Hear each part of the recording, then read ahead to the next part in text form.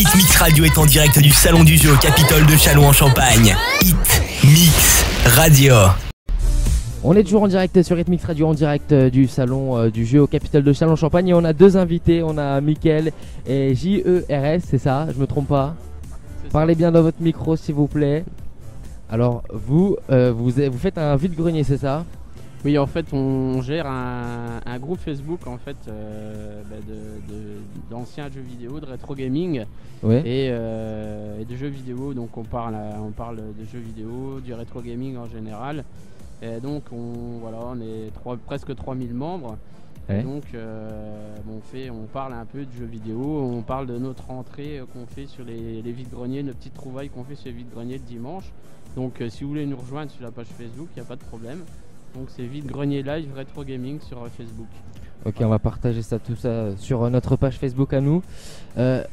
Vous dites jeux vidéo, mais quelle sorte de jeux vidéo? Que du rétro gaming? Pas de... On part en fait, on a créé le groupe au mois de juin sur un délire. Le but c'était de regrouper des gens qui avaient la passion du jeu vidéo à l'ancienne. Donc on part sur de l'Atari, sur de la Mega Drive, sur de la NES, jusqu'aux jeux d'aujourd'hui qui se développent en PS4. Le but c'est de réunir une passion autour d'une communauté qui sont les jeux vidéo, et rester sur un principe de convivialité, de partage, parce qu'on a toujours l'image du jeu vidéo, le geek qui est chez lui tout seul dans son canapé qui joue pas. C'est un peu une image négative. On a des gens qui jouent beaucoup en réseau.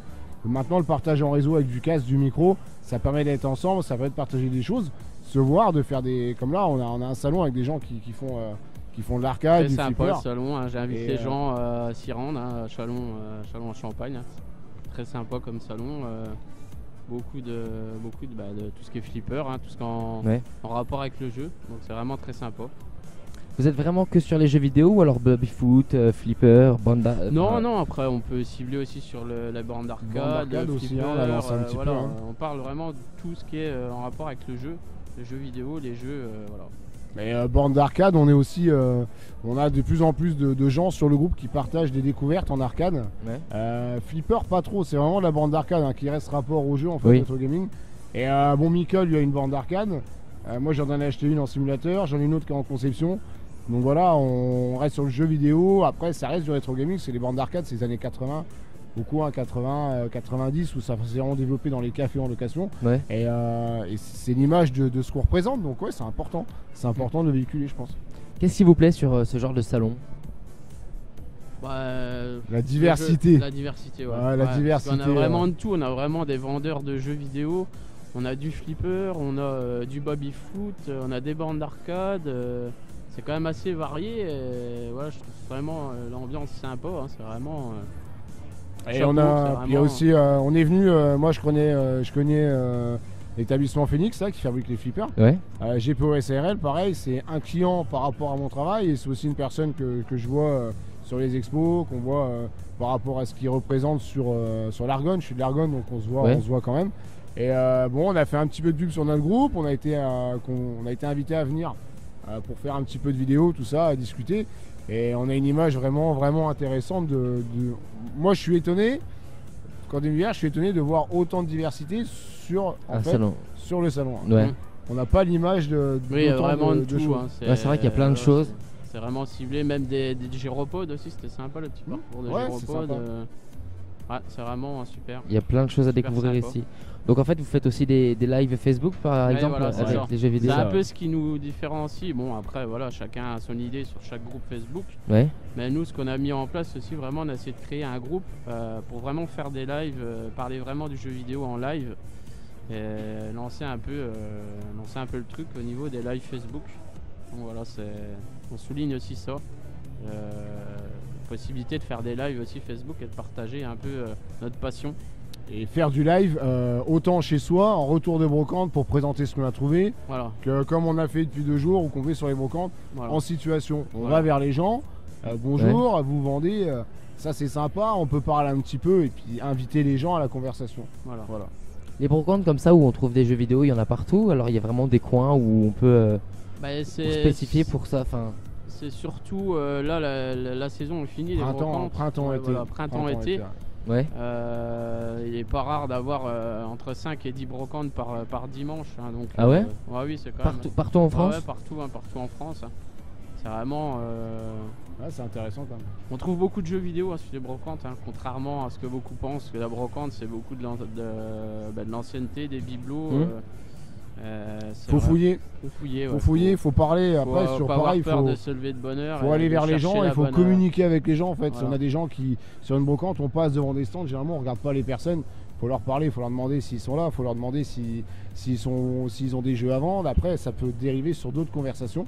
Donc voilà, je pense que c'est intéressant, toujours s'ouvrir aux autres. Le but du groupe, quand on l'a ouvert, c'était c'était de 1 du jeu vidéo et de 2 montrer qu'on n'est pas des robots, on est des humains et que la communication, ça restera toujours le plus important.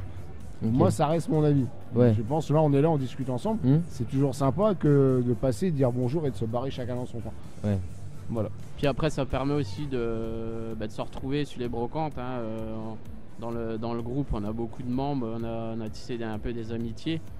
Et voilà, de se retrouver sur les brocantes et de discuter, ouais, voilà, qu'est-ce que tu as trouvé ce matin. C'est voilà, de l'échange. C'est de l'échange, voilà, en fait. Hein, c'est de l'échange. Je pensais vraiment pas qu'on pouvait trouver des jeux vidéo sur les brocantes. Ah, si, hein, beaucoup. Hein. D'où le nom, Vide-Grenier Live Rétro Gaming en fait. Voilà, c'est ça. Quelles sont vos consoles et jeux préférés? Moi, je suis plus basé sur le rétro gaming, donc vraiment sur les anciennes consoles. Ouais. Après, j'ai pas de PlayStation 4, je pense que j'en aurai une prochainement, mais c'est pas ce qui m'intéresse. D'accord. Je suis pas trop de jouer en réseau, je suis pas trop. Je préfère vraiment les anciennes consoles, les anciens jeux. Après, je pense que tu es à peu près du même avis. Moi, j'ai une préférence quand même pour la PlayStation 2. PlayStation 2, il y avait des titres très très sympas qui sont sortis avec une qualité graphique qui était plus importante que la PS1. Moi, je suis très RPG, donc type Final Fantasy. Je suis un grand fan de Final Fantasy, donc je les ai tous faits, je les ai tous eus, je les ai tous. Et c'est vraiment l'exploration, la découverte, les animations, des qualités graphiques qui étaient importantes. Pour moi, la PS2 restera l'une des plus belles consoles qui a été faite et qui a été exploitée, parce qu'à la fin, ils ont même tiré sur du réseau. Oui, donc c'était voilà. Le réseau en fin de vie de la console. Vous pensez que c'est la console qui a eu le plus d'évolution entre la première et la seconde? Chez Sony, je pense que c'est la console qui a eu le plus d'évolution. On est passé d'un palier d'une PS1 qui est sortie en 96 ou 97 avec une image qui était quand même pixelisée à mort. J'ai eu l'occasion d'y jouer, c'est vrai que c'est beaucoup. Quand on voit maintenant le process de la PS4 qui est passé en 4K maintenant, la Pro en 4K. C'est énorme, c'est énorme. J'étais passé aussi de la PS1 à la PS2, mais moi j'étais petit, je m'en rendais pas compte, mais si vous le dites. Ça va vérifier, hein, on fera un live là-dessus, il n'y a pas de souci. C'est faisable. Donc on vous retrouve sur Facebook, Vide-Grenier Live Rétro Gaming, c'est ça.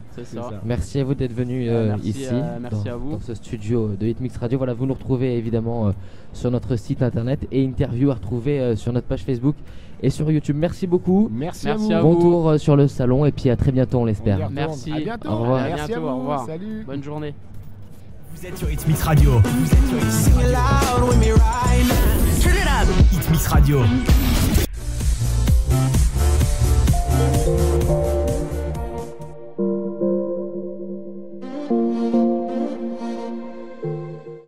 Hitmix Radio, c'est sur www.hitmixradio.com.